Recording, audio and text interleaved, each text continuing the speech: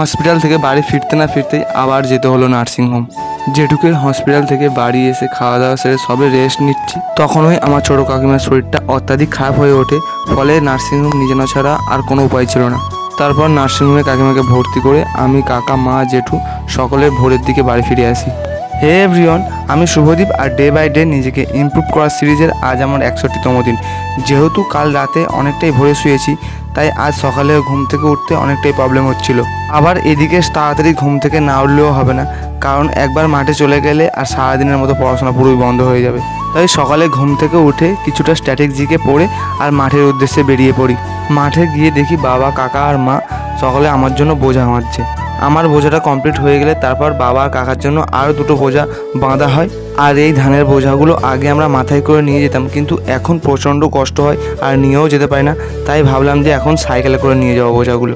তারপর বোঝাগুলোকে একটা একটা করে মাথায় করে কিছুটা দূরত্ব হেঁটে গিয়ে খাল টপকে ওই দিকে নিয়ে যাওয়া হয়। তারপর ধানের বোঝাগুলোকে সাইকেলের পিছনে বেঁধে এইভাবে খুব সাবধানের সাথে নিয়ে যাওয়া হয়। মাঠের উঁচু নিচু পথ, একটু ব্যালেন্স খেলে নিচে পড়ে যাবে। তারপর কিছুটা আসার পর মেলে পাকা রাস্তা।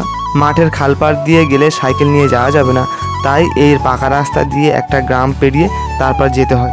সাইকেলে করে এই ধান নিয়ে গেলে অনেকটাই কষ্ট কমে, তবে ঝামেলা অনেকটাই বেড়ে যায়, কারণ আমাদের ধানের বোঝাটা বাড়ি পর্যন্ত আসে না, একটা জায়গায় রাখতে হয়, আবার ওখান থেকে মাথায় করে বয়ে আমাদের বাড়ি আনতে হয়। সকালে কয়েকবার ধান বওয়ার পর মাঠে এসে খাওয়া দাওয়াটা সেরে নিই। আর এই সকালে মাঠে কাজে গিয়ে খাবারের মধ্যে একটাই জিনিসই থাকে, সেটা হলো পান্তা আর আলু সিদ্ধ, যেটা এই গরমে কাজ করার সময় পেটকে অনেকটাই ঠান্ডা রাখে। এমনি সময় বাড়িতে থাকলে পান্তা খেতে বিরক্ত লাগলেও মাঠে সারাদিন কাজের পর ওই পান্তা আর আলু সিদ্ধ অনেকটা অমৃতের মতোই লাগে। তবে আমি খেয়াল করে দেখেছি যে খিদের সময় যেটাই দেয় সেটাই অমৃতের মতো কাজ করে। খাওয়া দাওয়া করতে করতে প্রায় অনেকটাই বেলা হয়ে গেছিলো, তাই এইবার শেষ ধান নিয়ে যাব। তারপর আবার বাড়িতে রেস্ট নিয়ে আবার বিকেলে আসা যাবে। মাঠের কাজের দিনগুলোতে একটাই রুটিন থাকে, সকালবেলায় ওঠো, মাঠে কাজে যাও, আবার বাড়িতে এসো, একটু রেস্ট নাও, আবার বিকেলে মাঠে কাজে যাও, আবার সন্ধ্যেতে এসে পড়াশোনা করো। এটাই আমাদের একমাত্র রুটিন থাকে।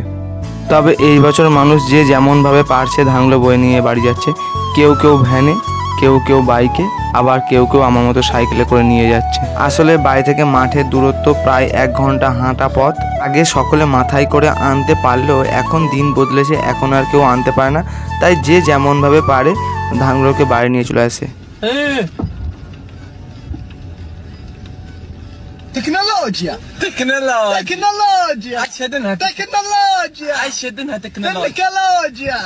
তারপর দুপুরে বাড়ি গিয়ে খাওয়া দাওয়া সেরে আধা ঘন্টার মতো রেস্ট নিয়ে আবার 3টের দিকে মাঠে চলে আসতে হয়।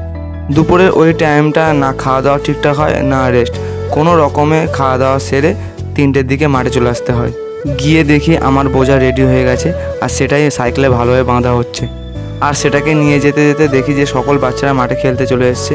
যখন ছোটো ছিলাম তখন ভাবতাম যে বড় হয়ে এটা করব ওটা করব, আর এখন বড় হয়ে ভাবি যে ছোটোবেলাটাই বেশ ছিল, যদি আবার ওই খেলার দিনগুলো ফিরে পেতাম। এমনিতেই আমি খুব দুর্বল মনের মানুষ, আর এই সব ছোটোবেলার দিনগুলো ভাবতেই অনেকটা আবেগপ্রবণ হয়ে পড়ি, ফলে মনটা খুব তাড়াতাড়ি ভেঙে যায়। আমি যখন একবার ধান রেখে সেকেন্ডবারের জন্য আবার ধানটা নিতে আসি, তখন প্রায় সন্ধে হওয়া ভাব হয়ে গেছে, আর এটা বাড়ি নিয়ে যেতে যেতেই প্রায় সন্ধে হয়ে যাবে, কারণ বাড়ি থেকে মাঠের দূরত্ব অনেকটাই। একটা করে বোঝা নিয়ে যেতে প্রায় 1 ঘন্টা করে সময় লাগে, আর ঠিক এই কারণেই আমি চাষবাস করতে চাই না। আর তারপর বাড়ি ফিরে সন্ধ্যেতে এসে খাওয়া দাওয়া সেরে আর একটু পড়তে বসেছি।